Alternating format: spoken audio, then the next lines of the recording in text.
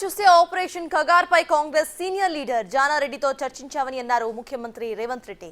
శాంతి చర్చల అంశంపై తప్పకుండా హైకమాండ్ దృష్టికి తీసుకువెళ్తామని కూడా అన్నారు. జానారెడ్డి నివాసంలో దాదాపు 2 గంటల పాటు సమావేశం జరిగింది. శాంతి చర్చల అంశంపైన ఇద్దరి మధ్య కూడా డీప్ డిస్కషన్స్ జరిగినట్లుగా తెలుస్తోంది. ఇక నిన్న ఎలుతుర్తిలో మాజీ సీఎం కేసీఆర్ స్పీచ్ పై ముఖ్యమంత్రి రేవంత్ రెడ్డి రియాక్ట్ కూడా అయ్యారు. బీఆర్ఎస్ ను నమ్మే స్థితిలో ప్రజలు ఇప్పుడు లేరని అన్నారు. కేసీఆర్ స్పీచ్ అంతా కూడా అధికారం కోల్పోయామన్న అక్కసుతో మాట్లాడినట్లు ఉందని అన్నారు సీఎం. కేసీఆర్ అభద్రతా భావంతో ఉన్నారని అన్నారు. కేసీఆర్ స్పీచ్ లో క్లారిటీ లేదని అన్నారు ముఖ్యమంత్రి రేవంత్ రెడ్డి.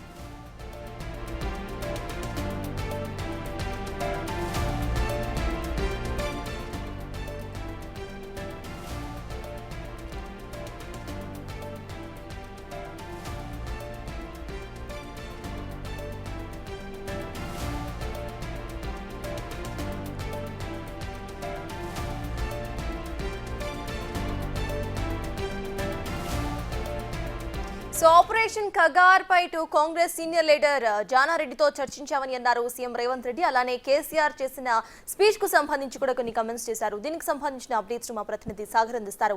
సాగర్, చెప్పండి, మొత్తం 2 అవర్స్ పాటు ఇక్కడ మీటింగ్ కొనసాగినట్టుగా తెలుస్తోంది, డీప్ డిస్కషన్స్ చేసినట్టు తెలుస్తోంది. అసలు ఏంటి ఆ డిస్కషన్స్ యొక్క సారాంశం, అప్డేట్స్ ఏంటి?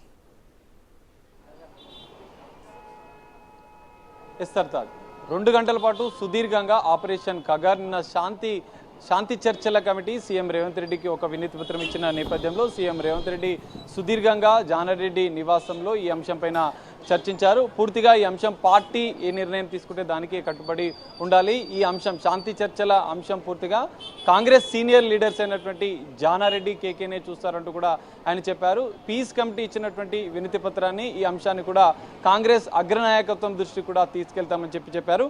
ఈ అంశం పైన జాతీయ స్థాయిలో చర్చ జరగాలి. ఆపరేషన్ కగార్ అంశానికి పూర్తిగా జాతీయ స్థాయిలో చర్చ జరగాలని చెప్పి సీఎం రేవంత్ రెడ్డి అభిప్రాయపడ్డట్లుగా కూడా తెలుస్తోంది. సీఎం రేవంత్ రెడ్డి చిట్చాట్లో మరికొన్ని అంశాలను కూడా ఆయన మాట్లాడారు. నిన్న కేసీఆర్ అధికారం పోయిందన్న అక్కసుతోనే ఇంకా కేసీఆర్ ఈ వ్యాఖ్యలు, నిన్న స్పీచ్ కూడా అదే అక్కసుతో మాట్లాడినట్లుగా కూడా వారు చెప్పిన పరిస్థితి కనిపిస్తుంది. 10 ఏళ్ల బీఆర్ఎస్ పాలనలో పూర్తిగా ఖజానాని లూటీ చేశారంటూ కూడా ఆయన చెప్పారు. కేసీఆర్ స్పీచ్ కూడా దాని ఉద్దేశంతోనే చేశారు. సభను అడ్డుకునే ఉద్దేశం అనేది పూర్తిగా లేదు.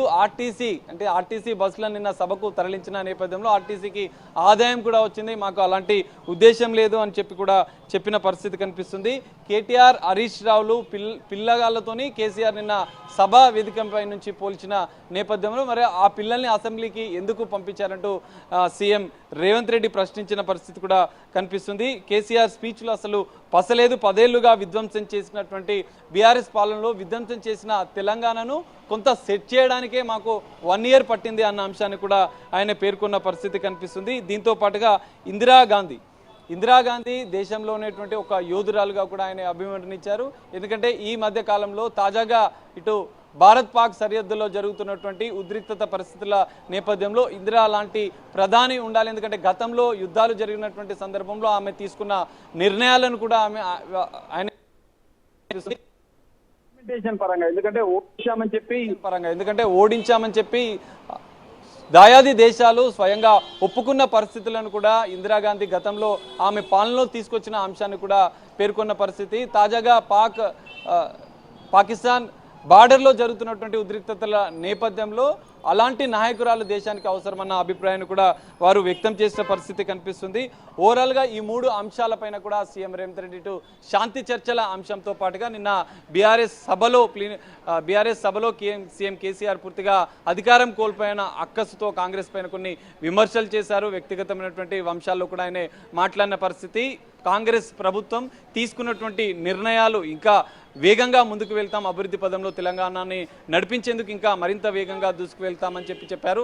10 ఏళ్లు అధికారం ఇవ్వడానికి ప్రజలు సిద్ధంగా ఉన్నారన్న అంశాన్ని కూడా సీఎం రేవంత్ రెడ్డి చెప్పిన పరిస్థితి కనిపిస్తుంది. దీంతో పాక్ అక్కడ అంటే కేసీఆర్ ఇటు మోడీల అంశాలు కేవలం వాళ్ళు వ్యక్తిగతంగా మాట్లాడతారు, వ్యక్తిగతంగా లబ్ధి కోసం మాత్రమే మాట్లాడతారు, దేశానికి సంబంధించి కానీ రాష్ట్రానికి సంబంధించినటువంటి వ్యాఖ్యలు చేయరంటూ కూడా ఒక అంశాన్ని కూడా ఆయన చెప్పిన పరిస్థితి కనిపిస్తుంది. ఓవరాల్గా సీఎం రేవంత్ రెడ్డి శాంతి చర్చల అంశం అనేది పార్టీ నాయకత్వం దృష్టికి తీసుకెళ్లాం, అగ్రనాయకుల నిర్ణయం అనంతరం కూడా ప్రభుత్వ విధానం కూడా ప్రకటిస్తామని చెప్పడంతో చెప్పిన పరిస్థితి కూడా కనిపిస్తుంది. మరి ఈ అంశం పైన నెక్స్ట్ ఎలాంటి చర్యలు తీసుకుంటారనేది చూడాలి. పార్టీ హైకమాండ్ నిర్ణయం తీసుకున్న అనంతరం కూడా శాంతి చర్చల అంశం పైన ముందుకు వెళ్తామని కూడా సీఎం రేవంత్ రెడ్డి చెప్పిన పరిస్థితి కూడా కనిపిస్తుంది. సర్దార్.